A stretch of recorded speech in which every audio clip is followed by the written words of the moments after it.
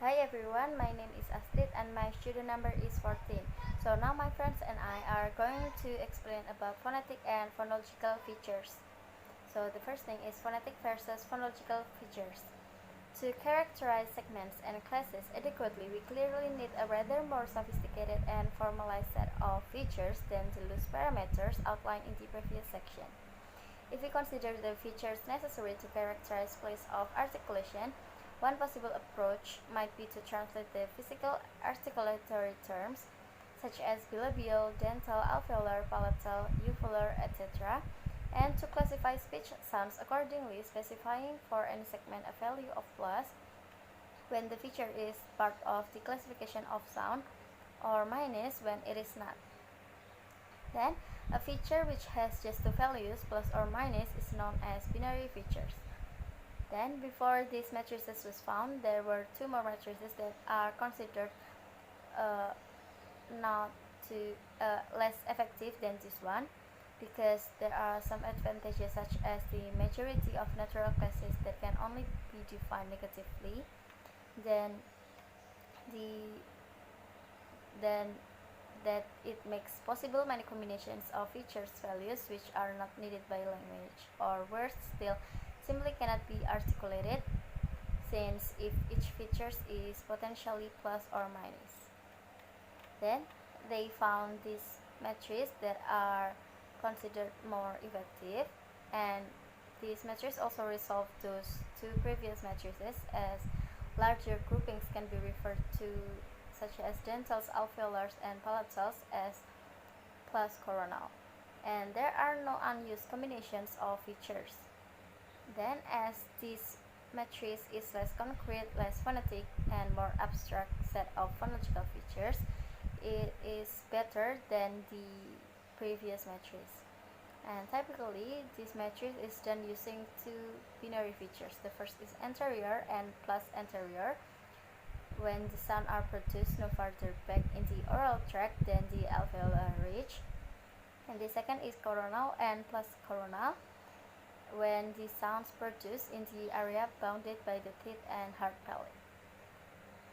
Okay, then the next one is going to be explained by my friends. So, I would like to talk about charting the features. Based on the course of linguistics, we know that there is a universal set of features and that a specific language will require a subset of this universal set, but the set will be both finite and universally available. I already put the example on the mind map. This means that universally we need some feature to characterize a segment associated with ingressive airflow. Yet that feature is irrelevant to a description of English. So the universal set of phonological features will include a feature for implosives which will either be present but unused in English, or will not be selected for English. While the focus of much of our discussion of features will be English, ideally a featural system must be able to account for all human phonologies. So we will also refer to features that are of relevance to languages other than English. We have seen that speech sounds can generally be divided into at least two major classes, consonant and vowels. If our goal is to achieve the greatest generality, then ideally it would be desirable to have a single set of features used to characterize them all rather than, for example, two sets of features, one applicable to consonant and one applicable to vowels. As will be seen below, one way of doing this is to distinguish between obstruents, sonorants, vowels, and glads on the basis of major features relevant to all speech sounds, while relying on subsets of features to characterize consonants and vowels further. That is, the phonological system makes available a single full set of features, but some of those features are relevant only where consonant, while others are relevant only where vowels. Next, there is consonantal features.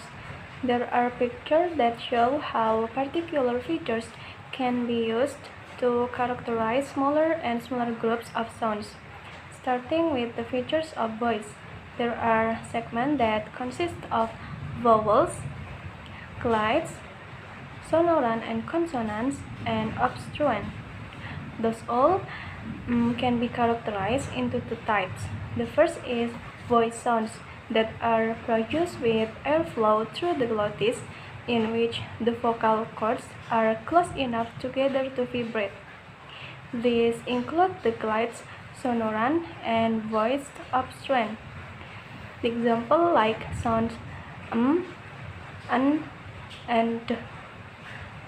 The second is voiceless sounds that are produced with the vocal cords at rest and is relevant primarily to obstruent, like sounds p and s. Next, place features. Coronal is used to distinguish segments involving the front of the tongue, that is, the dentals, alveolars, and palatals, from other sounds. And there are two types of coronal. The first, plus coronal sounds that are those articulated with tongue tip or blade raised, such as the t, d, and l sounds in tadpole. The second sounds are those whose articulation does not involve the front of the tongue, such as p in tadpole.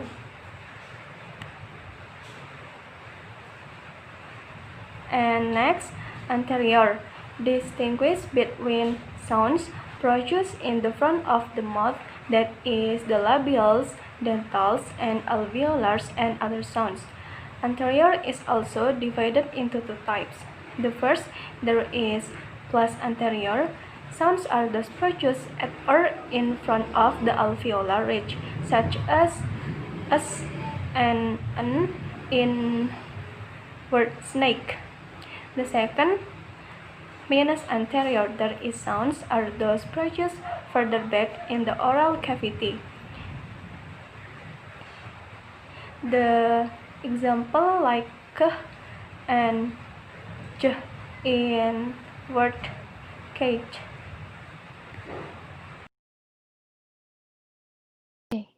I'm Ayu Laksmi, student number 048, will continue the explanation about manner features.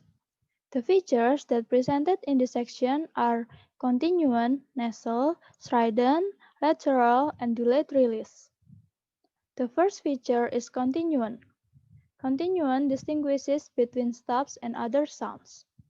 The plus continuant sounds are those which there is airflow through the oral cavity.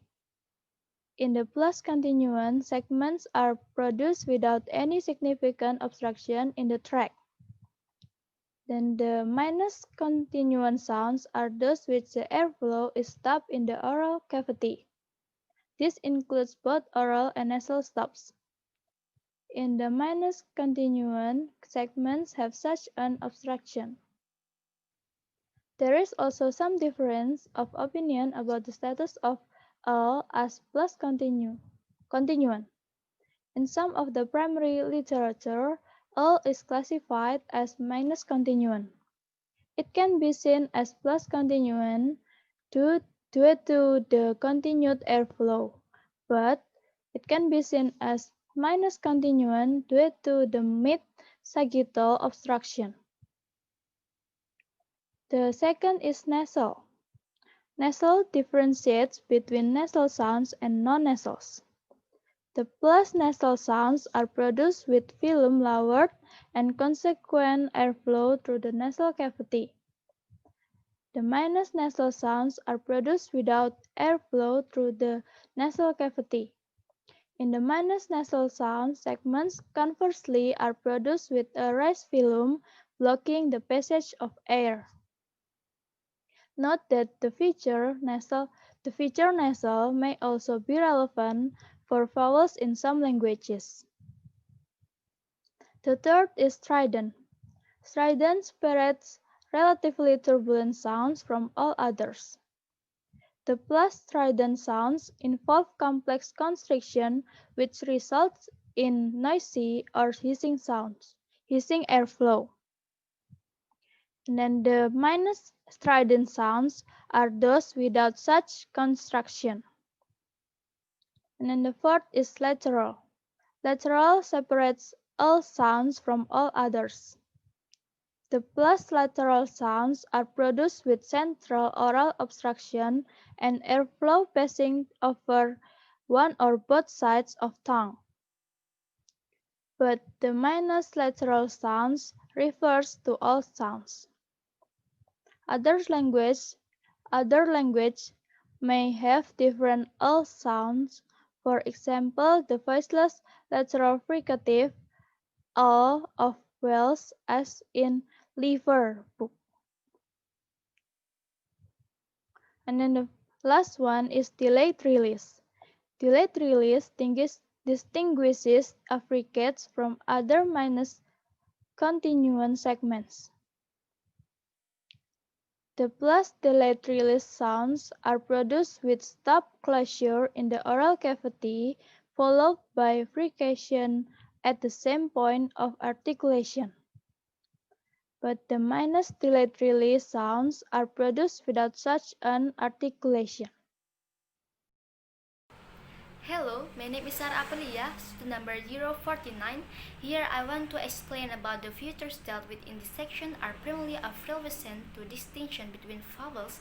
To some are also relevant to consonantal distinction. Vowels need to be distinguished in terms of height, vagueness, roundness, and length, and for this distinction we use the features height, low, back, front, round, tense, and advanced tongue root. The first one is height. Plus mean high distinguishes high sound from other sounds. Plus high sounds are those which involve the body of the tongue raised above what is often called the neutral position. Mean high sound are those where the body of the tongue is not raised. The second is low. Plus mean low distinguishes low sounds from other sounds. Plus low sounds are those in which the body of the tongue is lowered with respect to the neutral position. Mean low sounds are these without such lowering.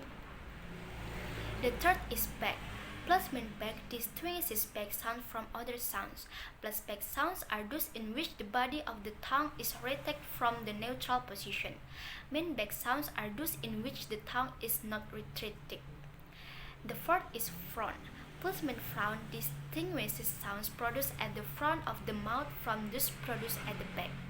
Plus front sounds are those for which the body of the tongue is from the neutral position. Mean front sounds are those for which the tongue is not fronted. The fifth is round.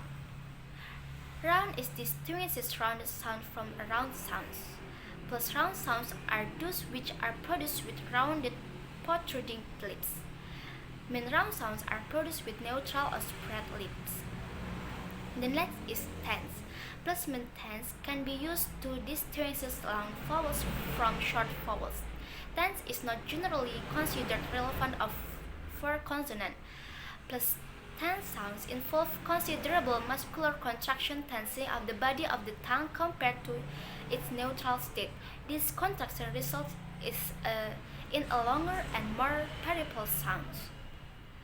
Mean tense sounds involve no such contraction, resulting in shorter and more cetral-side sounds. And the last one is advanced tongue root. One further feature often referred to in characterization of vowel sounds in advanced tongue root, a feature particularly useful for the description of a number of West African and other languages which show vowel harmony phenomena. Plus mean advanced tongue root distinguishes advanced vowels from others. Plus advanced tongue root sounds are produced with the root of the tongue pushed forward from its neutral position, typically resulting in the tongue body being pushed upward. Mean advanced tongue root sounds are those in which the tongue root is not pushed forward. So the further consideration will be explained by me again. While the set of features outlined in the preceding sections is much the same as that found in most textbooks, it should be noted that it is by no means uncontroversial or unproblematic. Some example cases are the features proposed for that involve a number of awkward compromises and omissions with respect to vowel system encountered in the language of the word, and then using a single feature back to characterize the horizontal axis, And then another problem such as feature voice that clearly allows two glottal status, minus and plus, such as voice and voiceless sound. Then the feature tense that has sometimes been appealed to as a way of solving the problem of representing four vowel states. So these all problems actually do not mean a thing, and it's unproblematic. Okay, then that's all. Thank you. Bye.